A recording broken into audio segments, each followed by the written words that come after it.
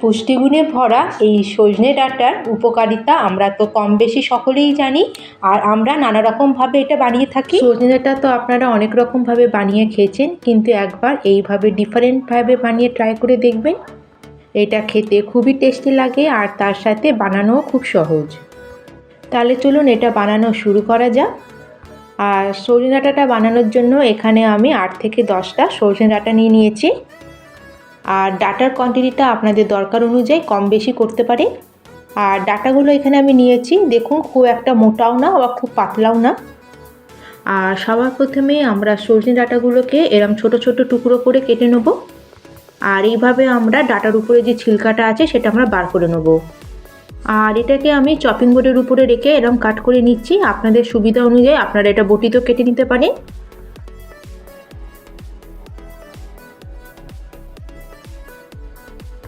আর এখানে সজনে ডাঁটাগুলোকে কাটিং করার আগে আমাদের প্রথমে ভালো করে জল দিয়ে এগুলোকে ধুয়ে নিতে হবে। আর ডাঁটাটাকে পুরো কেটে নেওয়ার পরেও আমরা আবার একবার জল দিয়ে এটাকে ধুয়ে নেব।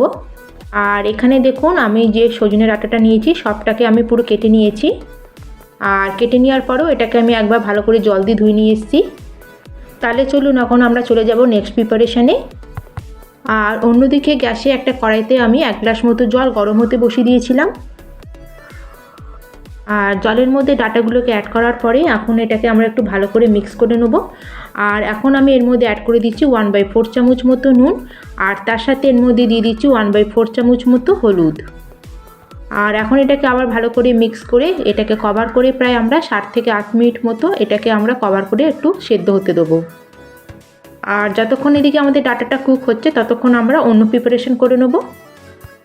আর গ্যাসে এদিকে একটা কড়াই বসিয়ে তাতে আমি দিয়ে দিলাম বড় চামচের 1 চামচ মতো তেল। আর তেলটা যখন ভালো মতো গরম হয়ে যাবে তখন আমরা এর মধ্যে কিছু গোটা মশলা অ্যাড করব, যার মধ্যে আছে 1/2 চামচ মতো গোটা জিরে, 4-5খানা গোলমরিচ আর 1 টুকরো দারচিনি। আর প্রথমে আমরা এই গোটা মশলাগুলোকে একটু ভালো মতো ফ্রাই হতে দেবো। আর যখন এটা ভালো মতো ফ্রাই হয়ে যাবে তখন আমি অ্যাড করে দেবো এর মধ্যে পেঁয়াজ। আর এখানে আমি দিয়েছি একটা বড় সাইজের পেঁয়াজ, এটাকে একদম আমি মিহি করে কুচিয়ে দিয়েছি। আর গ্যাসের ফ্লেমটাকে এখানে আমরা মিডিয়ামে করে পেঁয়াজটাকে খুব ভালো করে আমরা প্রথমে মিক্স করে নেব। আর পেঁয়াজটাকে এইভাবে আমরা কন্টিনিউ নাড়িয়ে এটাকে ফ্রাই করে নেব যতক্ষণ না পেঁয়াজের কালারটা হালকা একটু চেঞ্জ হচ্ছে বা একটু হালকা গোল্ডেন কালার না আসছে। আর এখানে দেখুন পেঁয়াজের কালারটা হালকা গোল্ডেন কালার চলে এসেছে। এই স্টেজে আমি এখানে অ্যাড করে দেবো 1 চামচ মতো আদা রসুনের পেস্ট। আর এখন আমাদের আদা রসুনের পেস্টটাকেও প্রায় 2 মিনিট মতো পেঁয়াজের সাথে ভালো করে একটু ফ্রাই করে নিতে হবে, যাতে আদা রসুনের যে কাঁচা গন্ধটা সেটা না থাকে। আর এখানে দেখুন আদা রসুনের পেস্টটাকে আমি ভালো করে পেঁয়াজের সাথে ফ্রাই করে নিয়েছি। আর এখন এখানে আমি একটা বড় সাইজের টমেটো অ্যাড করে দিলাম। আর তার সাথে এর উপরে অ্যাড করে দিলাম স্বাদ অনুযায়ী নুন। আর টমেটোটাকেও অ্যাড করার পরে এখন টমেটোটাকেও আমরা ভালো করে সব কিছুর সাথে মিক্স করে নেব। আর এখানে আমি টমেটোটাকে খুব ভালো করে মিক্স করে নিয়েছি। আর এখন আমি গ্যাসের ফ্লেমটাকে একদম লোতে করে দিচ্ছি। আর লো ফ্লেমে এটাকে আমরা কভার করে প্রায় 2-3 মিনিটের জন্য কুক হতে দেবো। আর ততক্ষণ এদিকে আমরা অন্য প্রিপারেশন করে নেব। আর এদিকে একটা গ্রাইন্ডিং জার নিয়েছি, আর জারের মধ্যে আমি অ্যাড করে দিচ্ছি 1/2 কাপ মতো মটরশুঁটি। আর এবারে মটরশুঁটির মধ্যে আমি অ্যাড করে দিচ্ছি 4টে কাঁচা লঙ্কা আর তার সাথে 4-5টা কাজু। আর এখন আমি এর মধ্যে অ্যাড করে দেবো দই। এখানে আমি একদম ফ্রেশ টক দই ব্যবহার করেছি মোটামুটি 3 চামচ মতো। আর এখন এটাকে আমাদের ভালো করে একটা পেস্ট বানিয়ে নিয়ে চলে আসতে হবে। আর বন্ধুরা এখানে আমাদের এরকম একটা স্মুথ পেস্ট তৈরি করে নিতে হবে, এতে খুব সুন্দর একটা গ্রেভিতে টেস্ট আসবে। আর এটাকে পেশার সময় এখানে আমি সামান্য একটু জল অ্যাড করেছিলাম। আর এদিকে আমরা যে এটা কভার করে কুক হতে দিয়েছিলাম টমেটোটাকে, এটাকেও আমরা চেক করে নেব। আর এখানে আমার টমেটোটা আগের থেকে অনেকটা সফট হয়ে গেছে আর কুকও হয়ে গেছে ভালো মতো। আবার এটাকে আমরা আরেকবার ভালো করে মিক্স করে নেব। আর টমেটোটাকে এখানে খুব ভালো করে মিক্স করার পরে এখন আমরা দই আর মটর দিয়ে যে পেস্টটা তৈরি করেছিলাম সেটা এখানে অ্যাড করে দেবো।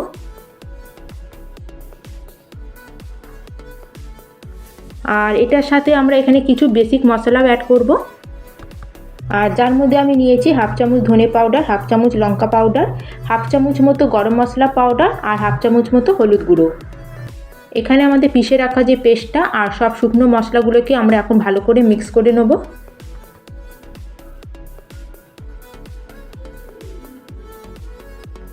আর এখানে দেখুন আমি সব মশলাগুলোকে খুব ভালো করে মিক্স করে নিয়েছি। এখন গ্যাসের ফ্লেমটা আমরা মিডিয়ামে রাখবো। আর এখন এখানে আমি গ্রাইন্ডিং জারে যে মশলাটা পেস্ট করেছিলাম সেই জারটা ধুয়ে হাফ কাপ মতো জল এখানে অ্যাড করলাম। আর জলটা অ্যাড করার পরে এখানে আমরা পেস্টের সাথে আবার জলটাকে খুব ভালো করে মিক্স করে নেব।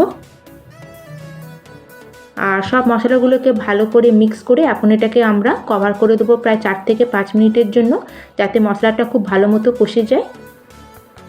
তাহলে চলুন এখন এটাকে আমরা কভার করে দেবো আর আমরা চলে যাব নেক্সট প্রিপারেশনে। আর এখানে আমি কভার করে ডাটাটা সেদ্ধ হতে দিয়েছিলাম। এখন তাহলে ডাটাটাকে আমরা চলুন চেক করে নিই। আর এখানে দেখুন ডাটাটা খুব ভালো মতো সেদ্ধ হয়ে গেছে। হাতে নিয়ে আঙুলে করে এভাবে একটু প্রেস করি, আপনারা বুঝতে পারবেন ডাটাটা সেদ্ধ হয়েছে কি না। তাহলে এদিকে আমাদের গ্যাসের ফ্লেমটাকে এখন আমরা অফ করে দেবো। আর অন্যদিকে আমাদের যেই মশলাটা আমরা ঢেকে রেখেছিলাম সেটাও এখানে খুব ভালো মতো কষে গেছে। আর এখানে মশলাটাকে আরেকবার আমরা খুব ভালো করে মিক্স করে নেব।